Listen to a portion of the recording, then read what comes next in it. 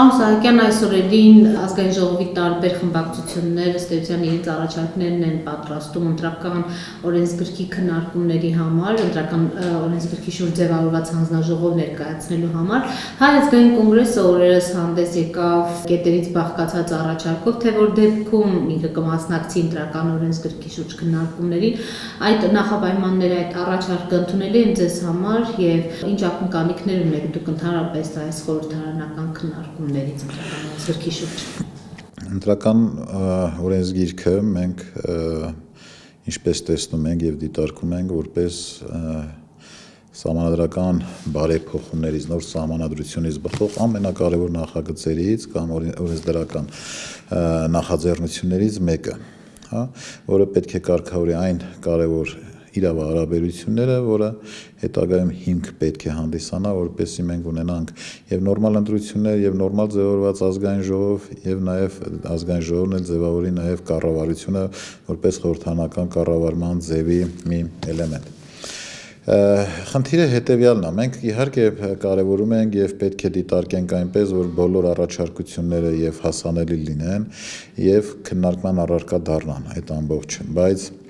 պետք է ասեմ նաև հետևյալը, երբ որ այդ նախաձեռնությունը օրենքը որպես նախագիծ կգա ազգային ժողով, կգա մեր հանձնաժողով, մենք դրա հետ կապված կարող ենք շատ ավելի առարկայական եւ բովանդակային քննարկենք։ Այս պահի դրությամբ զերծ մնա որևէ բովանդակային քննարկումից, որևէ բովանդակային խոսք ասելուց կապված նախագծի բովանդակությունից, որովհետև դեռևս մշակման փուլում է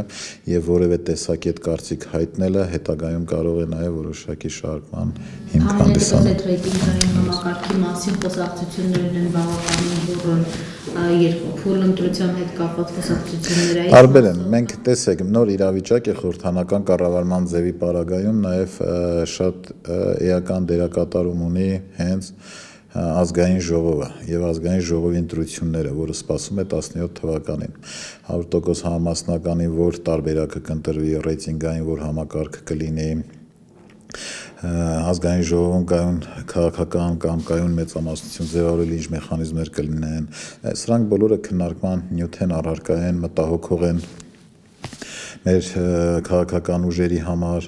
ինչպիսի մեխանիզմներ էլեկտրոնային համակարգ կլինի, չի լինի ընտրական պրոցեսների ժամանակ, այսինքն սրանք բոլորը ֆունդամենտալ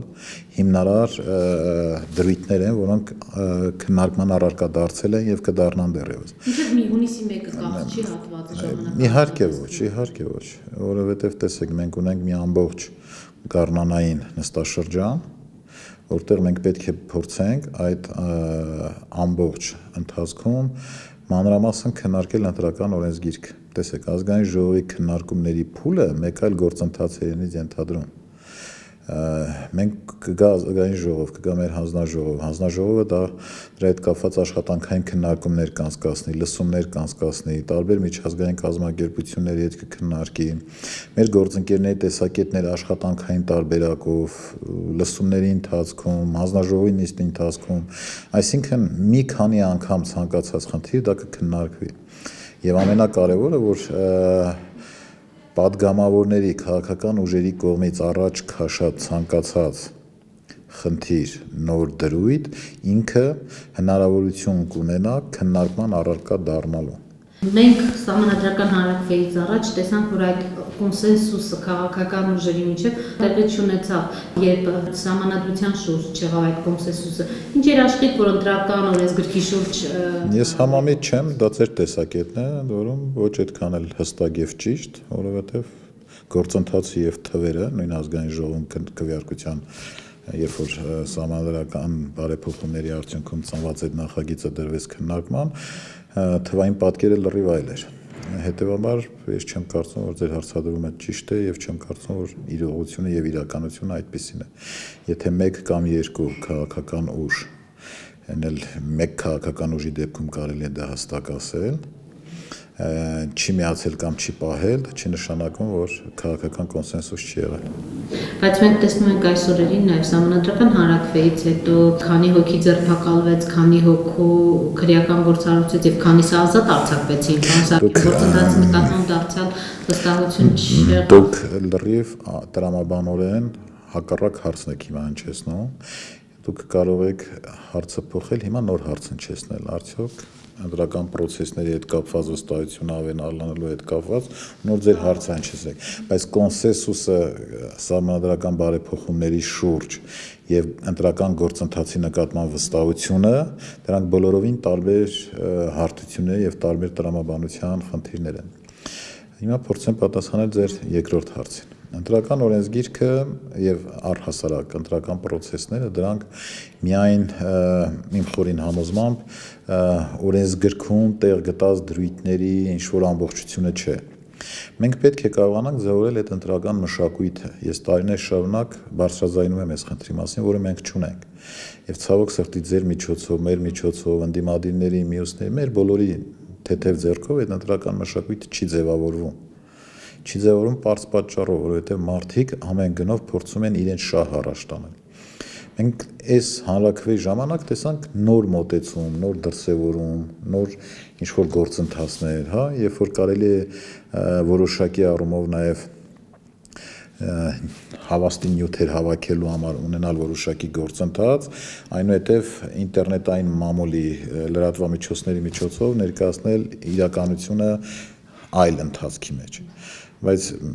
ռեալ իրականությունը այդքան էլ վատը չէր։ Բայց մենք տեսանք, որ հիմա տեսեք հարցադրում եք, վստահության մթնոլորտը չկար եւ այլն։ Մենք տեսանք, որ իսկապես կային խնդիրներ։ Հիմա մենք պետք է ընտրական օրենսգիրքը կարողանանք նաև այս տեսանկյունից դիտարկել եւ քննարկել եւ նաև ընդունել, որպեսզի որոշակի միտումնավոր քայլեր, գործողություններ բացառենք։ Հայ ազգային կոնգրեսի առաջարկների մեջ նշված էր այդ առաջարկներից առաջ, որ այս ամբողջ հնարավորություն կտա ընտրակեղծարարությունը սահմանափակելու, վերացնելու, կրկնակի քվեարկության եւ այլնի հետ կապված։ Տեսեք, ես որպեսզի հիմա կետառ-կետ Հայ ազգային կոնգրեսի առաջարկությունները չքննարկենք եւ տեսակետ չհայտնեմ, ասեմ հետեւյալը ընդհանրական, հա, այն հիմնական մոտեցումները, որ այսօր ձևավորված է ընտրական օրենսգրքի շուրջ, մի քանի անգամ ավելի են, քան Հայ ազգային կոնգրեսի ներկայացրած առաջարկությունները։